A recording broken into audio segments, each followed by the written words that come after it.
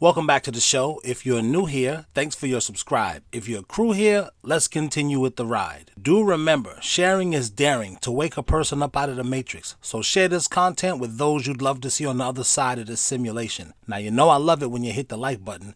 Do it for the algorithm. That way I'll grow with them. How did we not notice this in the movie Lion King?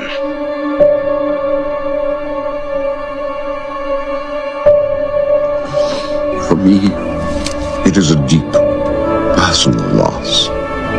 So it is with a heavy heart that I assume the throne.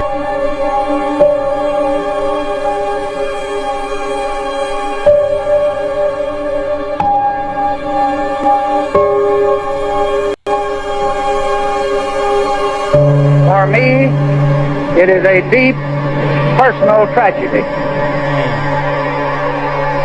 Well, we didn't see that in The Lion King because they put it down the memory hole. In fact, I learned about JFK in school and they said Oswald did it. Now they're warping the minds of millennials because, you know, the magic bullet? No, that's a blender now. So now I know why they call us Generation X, because they had to get rid of us. Once we X them out, now we can start working on this next generation, telling them whatever we feel like. So that's how we missed this in Lion King. Allegedly. And that's why we missed this in Lion King. Allegedly. I was killed because I released a movie exposing the terrifying acts that take place in Hollywood. I'm Stanley Kubrick, and I was an American filmmaker and photographer, and known as one of the best directors of all time. I'm best known for making the films The Shining, Full Metal Jacket, and Eyes Wide Shut.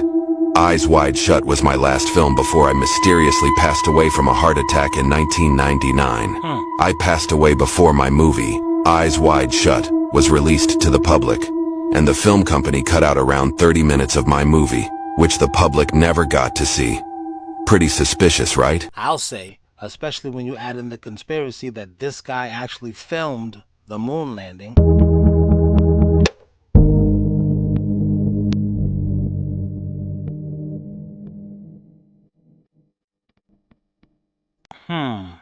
Those look suspiciously similar to...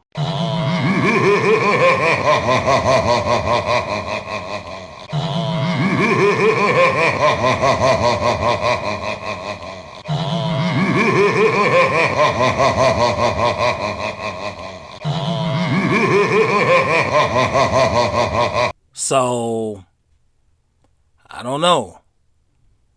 What do you think?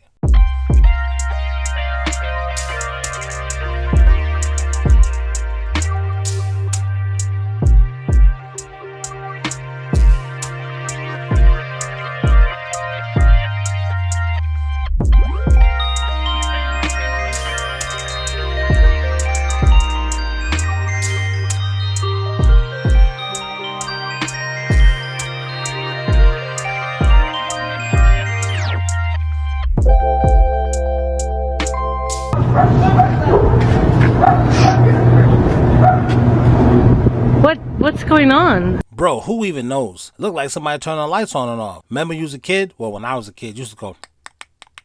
And your parents would be like, boy, stop playing around with my light, boy. The good old days when there were fathers. One day in 2007, Kubrick starts playing around in Logic.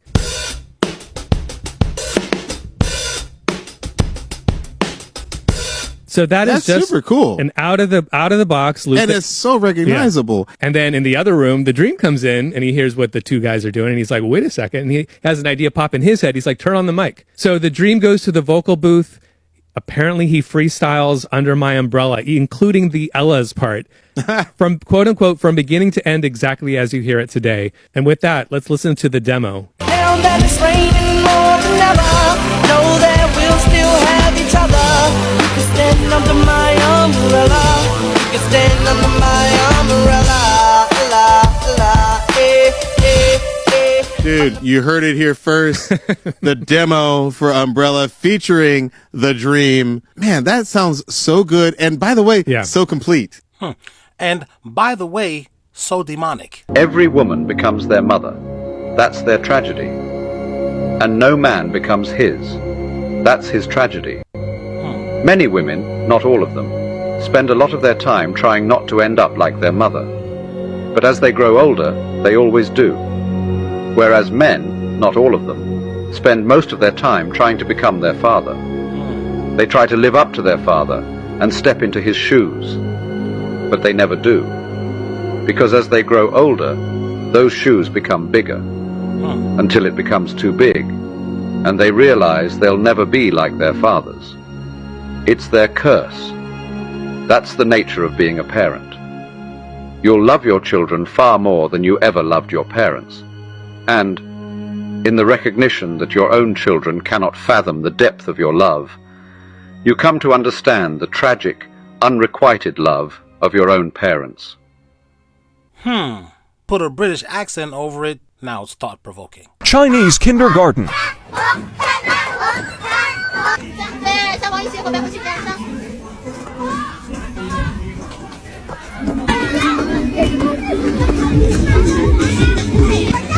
Gracious. Man.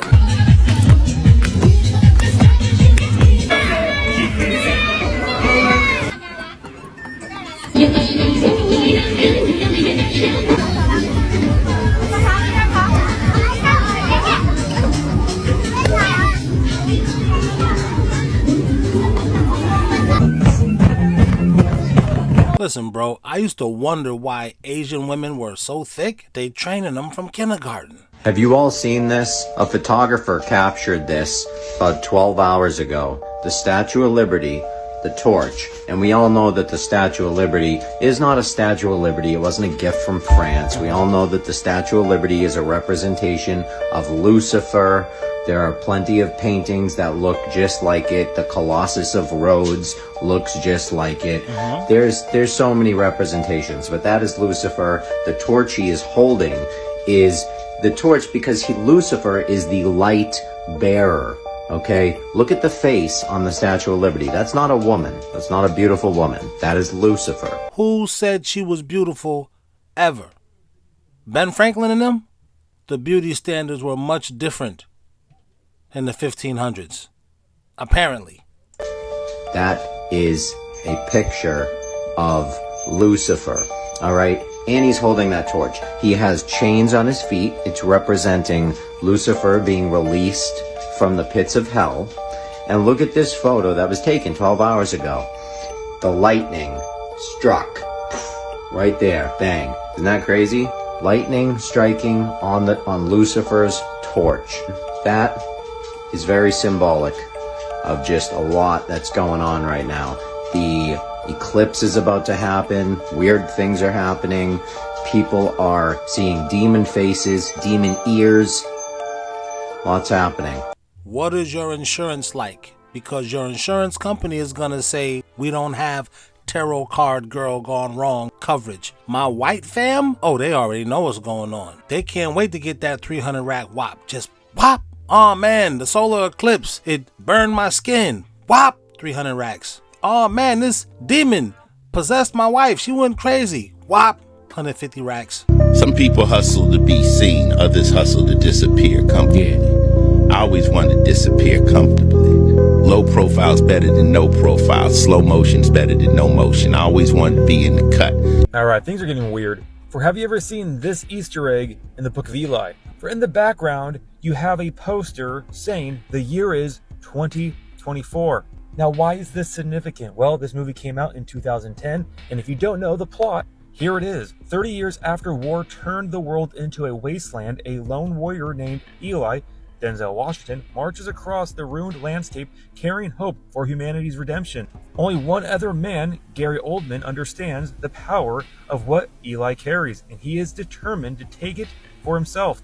Though Eli prefers peace, he will risk death to protect his precious cargo, for he must fulfill his destiny to help restore mankind. And here is a spoiler alert, so if you have not seen this movie, turn this video off now or skip a couple seconds, but the cargo that Eli is carrying is a Bible. It happens to be the last Bible in existence. So I just find it interesting that a movie about the apocalypse has an Easter egg poster in the background saying the year is 2024, and you have a dead individual lying right here with some type of ladder descending into the earth. Not sure what else to make of it. It's tough to tell, but what is going on? To me, it looks like some type of CERN portal, and then this person on the top Looks like, what was that, like some type of, was he wearing a gas mask?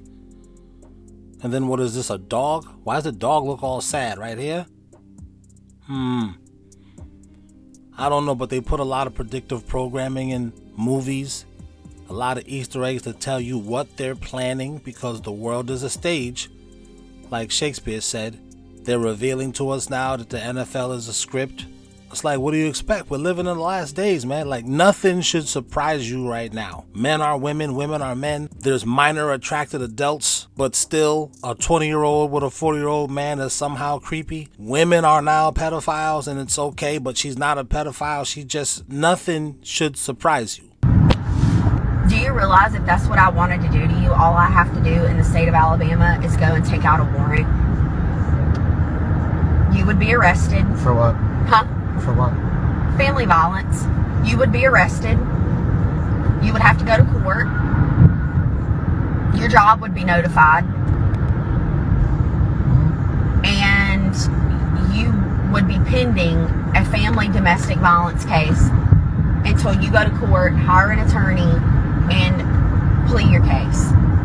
Yeah. If I wanted to do that, innocent until proven guilty. That's right. But if I wanted to do that, I would have done it a long time ago. Keep in mind that a month after this video was recorded, she did call the cops on Patty, have him arrested, and he is facing 20 years to life on the allegations that she has put up against him. I think we have to get to a point where everyone realizes, just like there are bad men that will take advantage of women, there are bad women that will take advantage of men. One of my wife's friends was talking about how it's so hard to be a single mom. Ain't no good men, but these bitches stay pregnant. Ain't no good men, but these bitches stay pregnant. After hearing that, but her reasoning for it being hard is, I'm afraid for my son to break the next girl's heart. I would feel so bad. And I was like, you worrying about some imaginary chick? What about when this girl takes your grandchild away and you never see it again?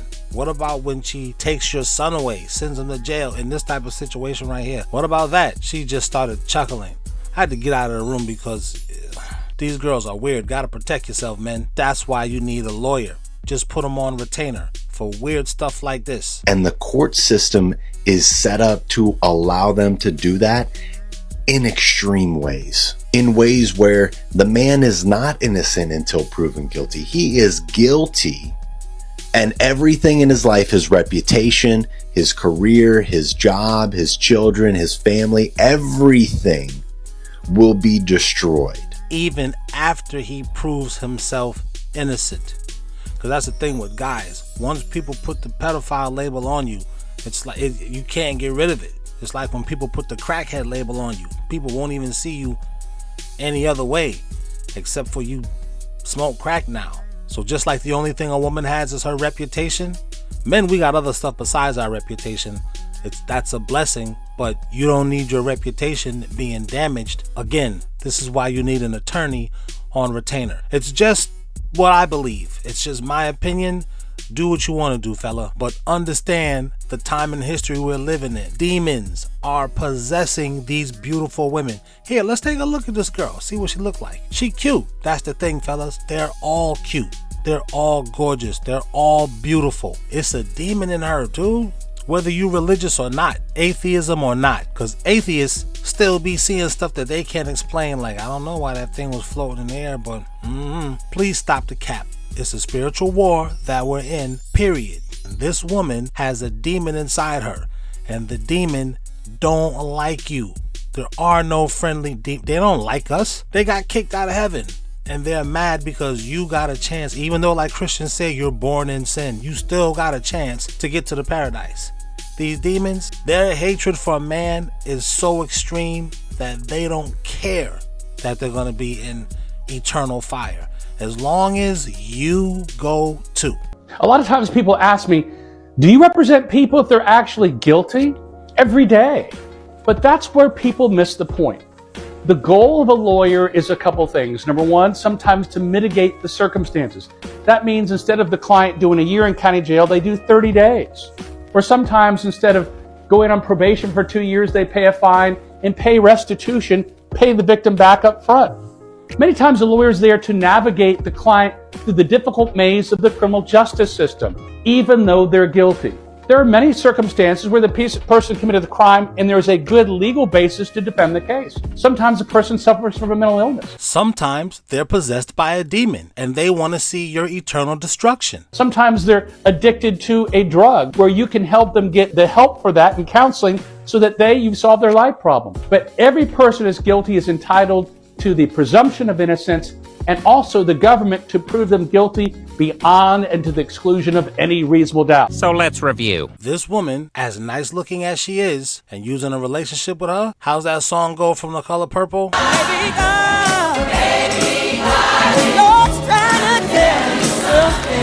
You better get it together, man. That's all we got for today. Tune in again. We'll do it again.